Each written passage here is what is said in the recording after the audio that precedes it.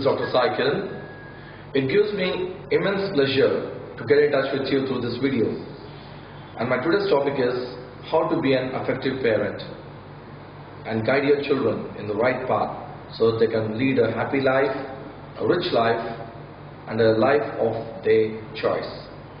I've been working on Mindpaw from past 16 years. And in these 16 years, I had lectured to more than 4.5 lakh students in more than 12 countries across the world.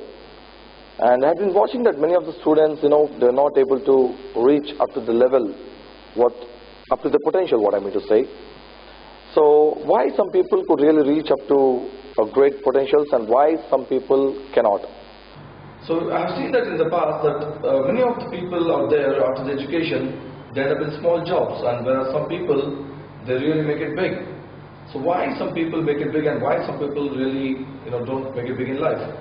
So this is my topic today. So today I'm going to discuss with you some points wherein for the parents it would be a boon to understand how to guide their children to be winners and celebrities. Most of the parents think that they have actually put their children in one of the best schools in the town and their responsibility ends there. Because they're going to pursue the best education and they're going to probably, make it big in their life. But the actual fact is that you must understand the difference between education and qualification. Academics can only guarantee you a job, whereas skill can guarantee you a good career, life of your choice. And what we think is that your academics and education, they both are same, but that is incorrect. There's a small line that separates academics from your education. We'll first understand the difference between academics and education and what academics can guarantee you and what education can give you. What many of the parents don't know is that the system of education what we're following right now in our country, it was developed by the Britishers. It's called as the Macaulay's education system. It was introduced by Thomas Babington Macaulay in the year 1846. The British implemented the system to Indians so they can produce more and more working class people. Because they had a very big government, it was such a huge empire, the British Empire, and there were a few white men and they can't control all the people. So what they did, they put up some schools and educated the people in their schools, ultimately to provide employment in their government. Like if a person is past class 5, they have to provide them with class D jobs. Class D is like scavengers or the chaplasis or the peons or the pittus, what you call. The pittus were basically the chaddi police, back in the British Raj, you've seen the videos of freedom struggle where there were some policemen with some guns in their hand, with the knickers, okay. Yeah, these are the ones, we call the pittus, okay. So that kind of jobs when somebody is to pass class 5. And the people used to pass class 7, they used to provide them clerical jobs, like slightly better jobs like attenders and clerical jobs, okay. And the people used to pass 10th class, even better jobs like head clerk or like bill collector, tahsildar, and so forth. So based on the caliber, they used to put them in their services. So this continued for many centuries, the British ruled for more than 250 years. And then what's happening right now? Now the British is not there in our country, but still what's happening in our country? Our children get educated only to become employees in some companies. We're not given the education to be entrepreneurs. All our present education system is only to get an employment. Okay, it's not skill based. Okay, it's only to procure a job. The need of the hour for our nation is not like employees but entrepreneurs. Okay, we need to educate our children based on the skills. So how do we recognize the skills of a child? Now modern technology has did a lot of research into this skill development programs. And then what they found is Dr. Howard Gardner, he understood about multiple intelligence. Whereas in the Vedas they told about it way back, it's called the Ashtadi, like the 8 intelligences, okay. So Mr. Howard Gardner spoke about this multiple intelligence, that every person is born with 8 types of intelligences and everybody is strong at one intelligence.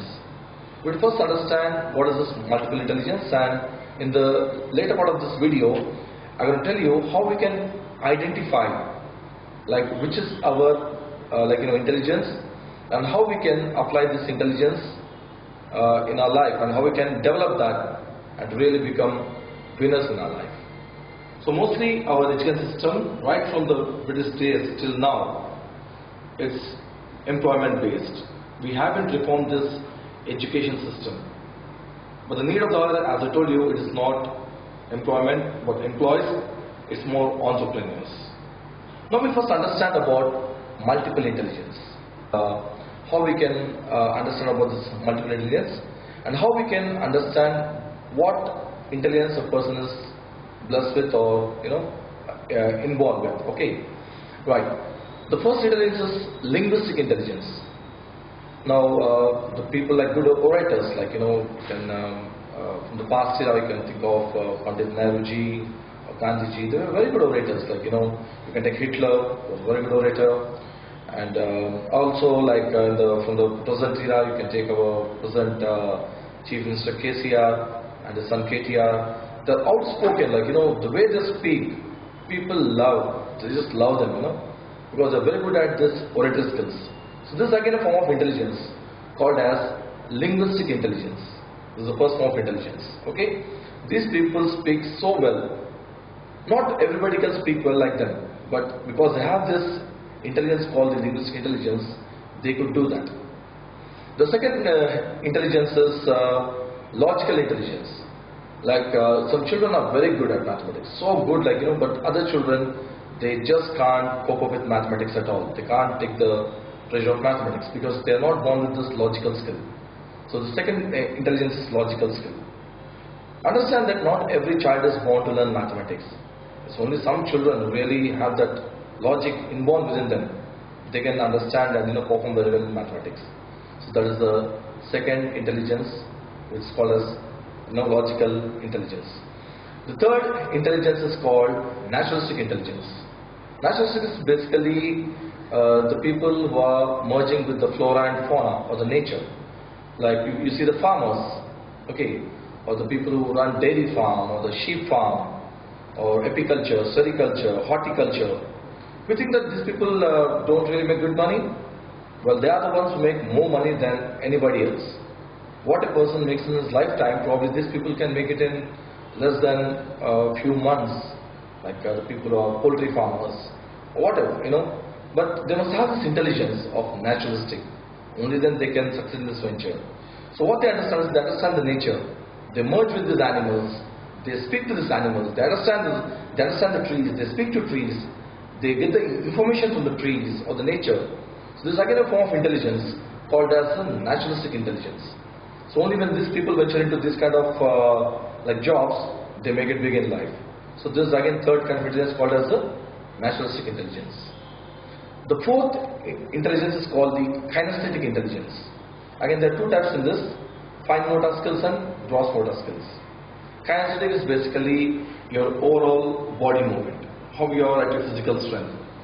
People like Sachin Tendulkar are a very good example for this kinesthetic skill. They are the ones who made big in sports. Not everybody can make it big in sports. These people exhibit extraordinary physical talent when they are in sports. Okay, so some people are made to be in sports. Okay, so we need to understand that the people who are born with this particular kinesthetic intelligence are the ones who can make it big in sports or dance. One more person who can give the example of kinesthetic is dancers like Prabhudeva. You've seen him performing so extremely well in dance. We probably haven't seen anybody performing like him again. It's because he was, that particularly intelligent, and he has shown to the world what he is.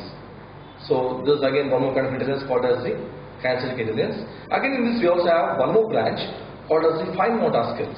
In the same, kinesthetic, there's something called fine motor skills. The people who use the fingers properly. It's again motor skills, right? They paint well, they draw well. The way they use their fingers, absolutely amazing. Whether they do the pottery or weaving, they're so outstanding in that, because they have this inborn skill as kinesthetic fine motor skills. Of course, this again comes under the same kinesthetic skills only. Okay, and the next intelligence is musical intelligence, And you know that not everybody is born good musician. We enjoy music, but we just can't really create music.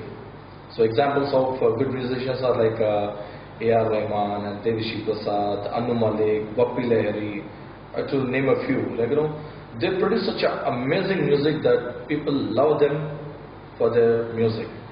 Okay, so when you take the listeners, you have seen so many rock bands like Michael Jackson, Westlife, Bon Jovi, like, you know, to go on, you know, to go on like that, you know.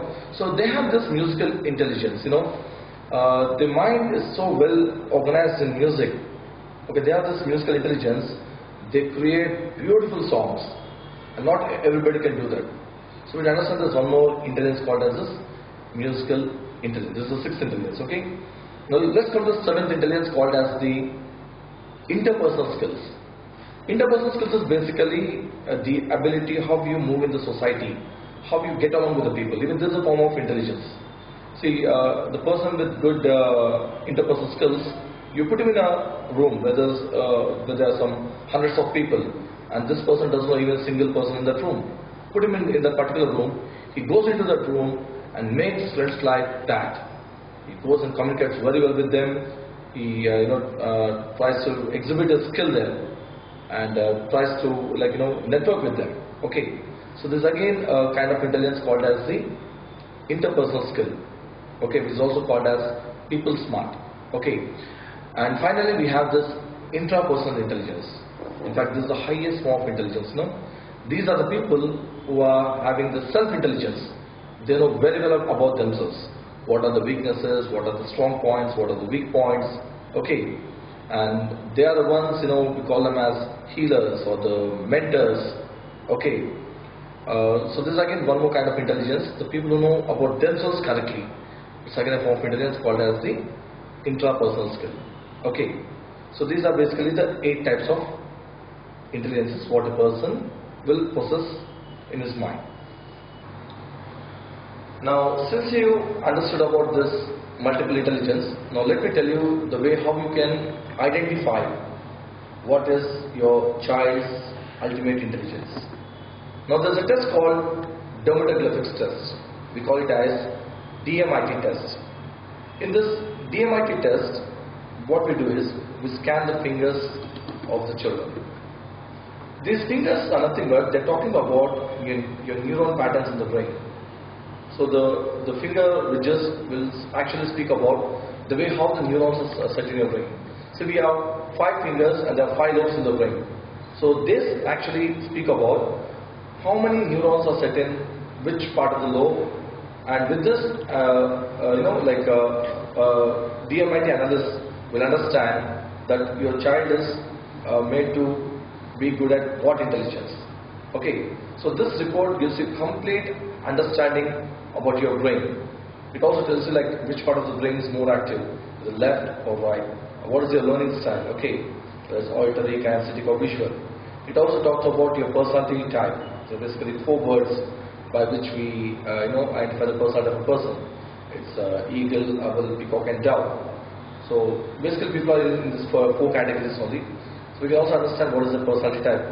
Because we can also understand their quotients. So basically 5 quotients. It's IQ, it's BQ, it's AQ, it's CQ. Okay. So what are the 5 quotients? In which quotient your child is good at? Even we can also understand that also. So there's so many things what you can understand about your kid through this DMIT test. Okay. And after you do this DMIT test, you'll come to know what is your child's first strongest talent. Okay. Now after you know this talent, what you got to do? As a good parent, what you got to do is, you got to put your child in that particular field, that particular skill. Okay. Let me tell you some small examples about the people who have gone to this kind of training and made it big in history. Like Sachin Tendulkar. I can talk about Sachin Tendulkar. You know about him. He's called as God of Cricket. At the age of 40, he is Bharat Ratna. So their parents could understand his skill. They understood that Sachin is good at physical strength, kinesthetic skill. So what the parents did, they put Sachin in cricket, and then he exhibited extraordinary skills in playing cricket, and the rest is history. right? The same way with A.R. Rahman. So at a very small age, he could understand that he is good at playing the keyboard.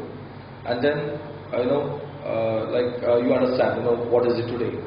He's Oscar winner from India, right? And you have seen that, they all entered the field not at the age of 30 or 40. They were, able to reach that top levels at the age of 16. If you all know that Sachin, when he played for India, he was only 16 years old. And when A.R. Rahman scored his first music in a feature film, he was 16. It was Roja movie, right? So then you're seeing that, these people who understand their inborn skill at the earliest, they can, learn the skill very fast and make it big in life. I can also give you examples of Saina Mirza, okay, and Saina Nehwal. Okay, they all understood their skills at a very small age, and then they focus all the energy in trying to boost up that particular intelligence, and today they're all personalities and celebrities. So the same thing you have to do with your children. We'll first get the DMIT test done, and in the DMIT test we'll come to know what is their ultimate intelligence. After you come to know about the intelligence, you got to train them in this particular skill. Now maybe asking, so then should we send our children to the school? I didn't say that.